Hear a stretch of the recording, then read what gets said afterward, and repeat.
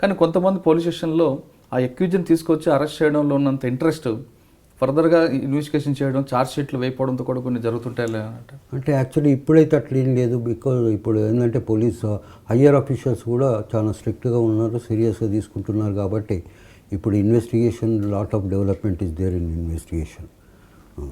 Okay. కానీ మీరు అన్నట్లు విక్టిమ్ని హాస్పిటల్కి తీసుకెళ్ళి చెకప్ చేయించడం అనేది అక్కడ ఇంకా పాతకాలం పద్ధతి నడుస్తుంది అన్నది ఒక ఎలిగేషన్ ఉందండి. అంటే ఇప్పుడు కొంచెం చేంజ్ అయింది, ఎందుకంటే 2000 పద్ధతి అనేది పెడుతున్నారు. అవును, అది కొంతమంది చేస్తున్నారు. బట్ అంటే రెగ్యులర్గా కూడా మీటింగ్లు పెట్టేసి డాక్టర్స్కు కూడా మీటింగ్లు పెట్టి చెప్పడం జరుగుతుంది, ఏది 2 ఫింగర్ టెస్ట్ చేయొద్దని చెప్పేసి. ఇప్పుడు అంటే కొంత lot of changes are there. Okay. కానీ అదే విక్టిమ్ని కోర్టులో ఎగ్జామ్ చేస్తున్నప్పుడు ఇన్నర్ సైడ్ అంటే ఇన్ కెమెరా సర్చ్ చేయాలనేది కోర్టు ప్రొసీజర్ అనుకుంటా. కానీ కొంతమంది ఆ అమ్మాయి పేరు రాయడం, అమ్మాయిని డైరెక్ట్గా మీడియాలో చూపించడం అనేది చేయడం అనేది అది క్రైమ్ అంటారు కాదంటారు? అది క్రైమే. ఈవెన్ పోక్సో యాక్ట్లోనే క్లియర్గా ఉన్నది, అమ్మాయి ఎప్పుడు కూడా ఐడెంటిటీ ఆఫ్ ఆ అమ్మాయిని బయట పెట్టద్దు అని చెప్పేసి. కాబట్టి ఇప్పుడు కొంచెం అన్ని జాగ్రత్తలే తీసుకుంటున్నారు. ఇప్పుడు మాకు పోక్సో యాక్ట్ కోర్టు ఏదైతుందో అది యాక్చువల్లీ అమ్మాయి కూడా వీడియో కాన్ఫరెన్స్ ద్వారానే కనపడుతుంది, అబ్బాయి కూడా వీడియో కాన్ఫరెన్స్ ద్వారానే, ఏది అక్యూజ్డ్ కూడా వీడియో కాన్ఫరెన్స్ ద్వారానే కనపడతారు. సార్ మీరు చెప్తున్నట్లుగా 2 ఫింగర్స్ టెస్ట్ అనేది సుప్రీంకోర్టు కూడా యాక్సెప్ట్ చేయట్లేదు.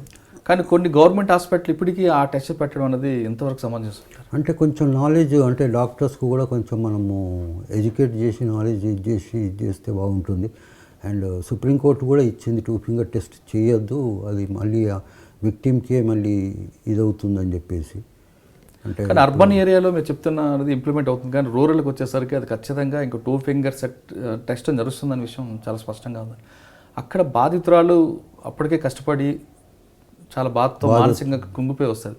ఇక్కడ వీళ్ళు 2 ఫింగర్స్ టెస్ట్ చేయడం కాకుండా అక్కడున్న నర్సులు కూడా వల్గర్గా మాట్లాడడం అనేది కొంచెం వాళ్ళకి ఇబ్బంది అవుతుందనే విషయం చాలా కేసుల్లో బయటపడుతుంది.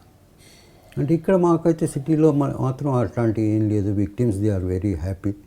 అండ్ ఈవెన్ నేను అంటుంది అర్బన్ విషయం కాదండి, రూరల్లో ఇది జరగడానికి మనం ఏ విధంగా సమర్థిస్తాం అంటే రూరల్లో కూడా కొంచెం ఎడ్యుకేట్ చేసి, డాక్టర్స్కి ఎడ్యుకేట్ చేసేసి, కొంచెం అక్కడ ఉన్న సూపరింటెండెంట్, హాస్పిటల్ సూపరింటెండెంట్స్ కొంచెం మనం ఎడ్యుకేట్ చేసేసి, మిగతా డాక్టర్స్ కూడా ఎడ్యుకేట్ చేసేస్తే అప్పుడు అలాంటి ప్రాబ్లం లేకుండా ఉంటుంది. కానీ ఈ కేసులు వాదిస్తున్నప్పుడు మీరు వ్యక్తిగతంగా తీసుకుంటారు ప్రతాప్ రెడ్డి గారు, బాధితురాలను చూసిన తర్వాత అతను కన్నీరు అవుతారు, చాలా మానసికంగా ఉండి బాధితురాలకు సపోర్ట్ చేయాలి, ఈ కేసులో ఖచ్చితంగా వాడికి శిక్ష పడాలి అన్న ఫీలింగ్ ప్రతాప్ రెడ్డి గారు కనపడుతుంది అంటారు.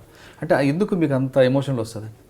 అంటే మేము అంటే కేసు అంటే అంత కష్టపడి కేసు అంటే మేము ఎవిడెన్స్ రికార్డ్ చేయించిన తర్వాత మాకు కొంచెం అంటే we'll also be having that, కాబట్టి మేము కొంచెం జాగ్రత్తగానే కేసు అంటే మీరు ఎక్కువ పర్సనల్ అటాచ్మెంట్ బికాజ్ ఏంటంటే మేము రెగ్యులర్గా విక్టిమ్స్ని చూసిన తర్వాత మాకు కూడా కొంచెం బాధ అనిపిస్తుంది. And okay.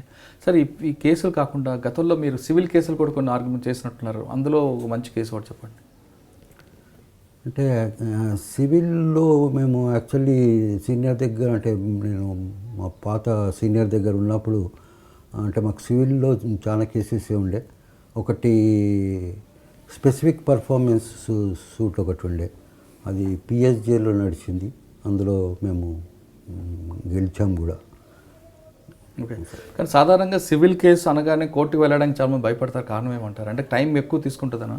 అంటే కొద్దిగా సివిల్ కేసెస్లో కొంచెం టైం లాంగ్ పీరియడే తీసుకుంటుంది. దాని గురించి కొంచెం అంటే కోర్టుకు వెళ్ళడం గురించి కొంచెం జనరల్గా పబ్లిక్ 138 కేసు అవ్వచ్చు, చెక్ బౌన్స్ కేసుల్లో పోలీస్ స్టేషన్కి వెళ్తే ఈ సివిల్ మ్యాట్ అంటారు, ఓకే, కోర్టుకు వెళ్తే టైం ప్రాబ్లంగా అవుతుంది. కానీ ఆ టైంలో ఆ విక్టిమ్ తొందరగా రిలీఫ్ అవ్వడానికి థర్డ్ పార్టీకి, రౌడీకో గూండాకి వెళ్తుంటాడు, అది అక్కడ వెళ్తే అక్కడ క్రైమ్ అవుతుంది. కోర్టుకి వస్తే చాలా డిలే అవుతుంటుంది. మరి ఈ సమస్య పరిష్కారం ఏంటనుకుంటున్నారు? అంటే ఇప్పుడు స్పెషల్ కోర్ట్స్ పెట్టిన తర్వాత ఇప్పుడు అంటే టైం కూడా తొందరలోనే అయిపోతుంది. ఇప్పుడు హైదరాబాద్లో కూడా స్పెషల్ కోర్ట్స్ చాలానే ఉన్నాయి. అంటే ఈ 138 అంటే బిలో 2 years ఇంప్రిజన్మెంట్ కేసెస్కి ఏవైతున్నాయో స్పెషల్ కోర్ట్స్ను మన దగ్గర పెట్టారు. ఇప్పుడు తొందరలోనే డిసైడ్ అవుతున్నాయి. మీరు చూస్తున్నారు ఐ డ్రీమ్ న్యూస్ని. మీరు చూస్తున్నది ఐ డ్రీమ్ న్యూస్. అంటే కళలని నిజం చేస్తూ ప్రజలకి నిజాలని కళల ద్వారా తీసుకొచ్చే ఐ డ్రీమ్కి మై బెస్ట్ విషెస్. మీరు చూస్తున్నది ఐ డ్రీమ్ న్యూస్. మీరు చూస్తున్నారు I dream channel. For more videos, please subscribe iDream. మరిన్ని వీడియోల కోసం ఐ డ్రీమ్ని సబ్స్క్రైబ్ చేయండి. Please subscribe iDream. And I'm very much satisfied with the way interview went on. Kindly subscribe to iDream. For more videos, subscribe to iDream. And loads of fun entertainment and content. Do watch iDream.